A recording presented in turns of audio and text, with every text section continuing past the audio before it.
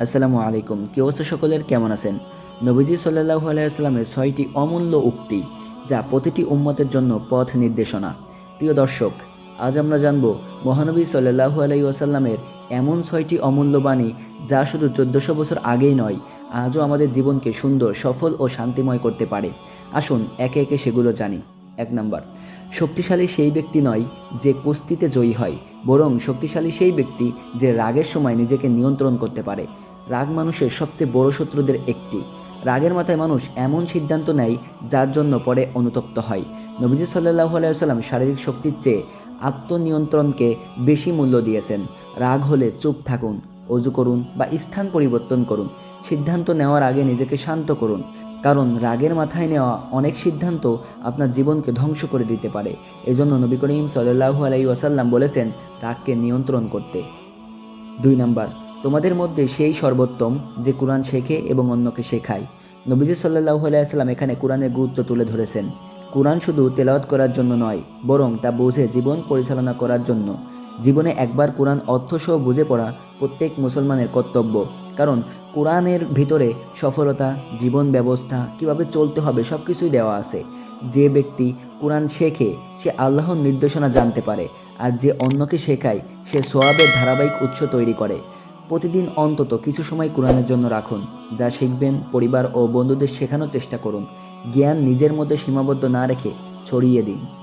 3 number, তোমাদের কেউ প্রকৃত মুমিন হতে পারবে না যতক্ষণ না সে তার ভাইয়ের জন্য তাই পছন্দ করে যা সে নিজের জন্য পছন্দ করে। ব্যাখ্যা: ইসলাম স্বার্থপরতার শিক্ষা দেয় না। একজন মুসলিম অন্যের কল্যাণ কামনা করবে। আজকের সমাজে অনেকেই নিজের সফলতা চায়, কিন্তু অন্যের সফলতা সহ্য করতে পারে না। এই হাদিস আমাদের সেই মানসিকতা পরিবর্তন করতে শেখায়। হিংসা পরিহার করুন, অন্যের ভালো হলে খুশি হন, মানুষের উপকারে এগিয়ে আসুন। যার যার নিজের জায়গা থেকে ভালো হয়ে যান, দেখবেন আমাদের সমাজ সুন্দর, সুশ্রী হয়ে উঠবে। 4 নাম্বার, যে ব্যক্তি আল্লাহ ও পরকালে বিশ্বাস করে সে যেন ভালো কথা বলে অথবা নীরব থাকে। একটি কথায় মানুষের সম্মান বাড়াতে পারে, আবার একটি কথায় সম্পর্ক নষ্ট করে দিতে পারে। বর্তমানে সামাজিক যোগাযোগ মাধ্যমে অনেকেই না ভেবে মন্তব্য করেন, গালি দেন বা অপমান করেন। নবীজি সাল্লাল্লাহু আলাইহি সাল্লাম আমাদের সতর্ক করেছেন, কথা বলার আগে চিন্তা করুন। গীবত, অপবাদ ও কটু কথা এড়িয়ে চলুন। অপ্রয়োজনীয় বিতর্কে জড়াবেন না। এগুলো মানতে পারলে আপনার লাভ, নতুবা আপনারই ক্ষতি। 5 নাম্বার, মুসলিম সেই ব্যক্তি যার জিহবা ও হাত থেকে অন্য মুসলিম নিরাপদ থাকে। সত্যিকারের মুসলিম কখনো কাউকে কষ্ট দেয় না। শুধু মারধর নয়, কটু কথা, অপমান, গালি, প্রতারণা সবই অন্যকে কষ্ট দেওয়ার অন্তর্ভুক্ত। বর্তমান সমাজে দেখেন, নিজের সামান্য স্বার্থের জন্য মুসলমানকে হত্যা করে ফেলে। ভাই, দুনিয়াটা ছোট্ট, কয়দিনেরই বা। প্রতিহিংসা বাদ দিয়ে মিলেমিশে চলার চেষ্টা করি আমরা, এতে আমাদেরই কল্যাণ। কাউকে অপমান করবেন না, কারো অধিকার নষ্ট করবেন না, মানুষের নিরাপত্তা ও সম্মান রক্ষা করুন।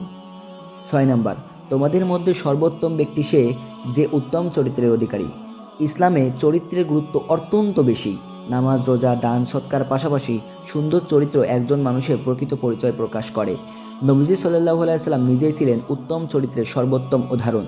সত্য কথা বলুন, প্রতিশ্রুতি রক্ষা করুন, বিনয়ী ও নম্র আচরণ করুন, ক্ষমা করার অভ্যাস গড়ে তুলুন।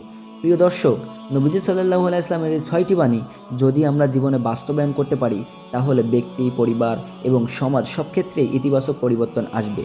আল্লাহ আমাদের সবাইকে এই শিক্ষাগুলো অনুযায়ী জীবন পরিচালনার তৌফিক দান করুন, আমিন।